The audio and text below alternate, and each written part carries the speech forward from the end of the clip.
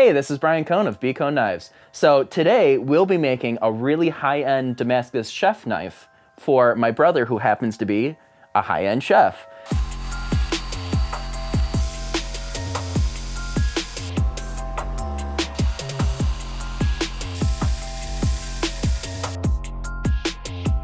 One of my stretch goals has always been to make a really nice knife for my brother to use at his the restaurants that he works at. So I have gone and made this chef knife as a test, sent it off to him, and he has given me feedback, and we made this exactly what he wants. But this is made out of low-end materials. So today I'm gonna go the super high-end. We've got this Alabama Damascus steel that was hand forged by a gentleman down in Alabama, obviously. This is by far the most pretty Damascus I've ever seen and ever worked with.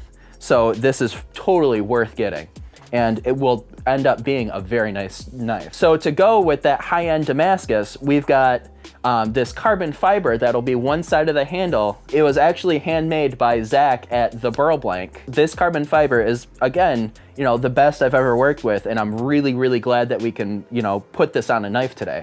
So for the other side of this knife, we'll have this gorgeous piece of material. This was handmade by Kevin at the Blank Space. This is a Buckeye Burl and epoxy resin mix. So with all this high-end material, I'm looking forward to making a high-end knife for my brother. So now that we've talked about the materials, let's get into the design. So this is the first chef knife I ever made. So having no chef knife making experiences, I made quite a few mistakes on this one. For example, one of the mistakes I made is putting these holes in this fuller.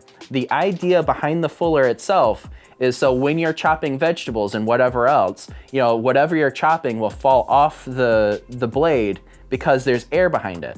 I thought it'd be cool to put these holes in there to allow more air in there. Come to find out, it makes no difference. That's where my brother Nick came in. So he explained to me that these holes don't make any difference and really just make it a lot harder to clean. So moving on to this newest version. So some of the changes that Nick made from this first version is it's a little bit longer, a little bit wider, and the handles are also wider and fits his hand absolutely perfectly. So now that I've made this version of this knife exactly the way that works for him, let's go on to make an absolutely gorgeous Damascus steel chef knife for him. Let's get going.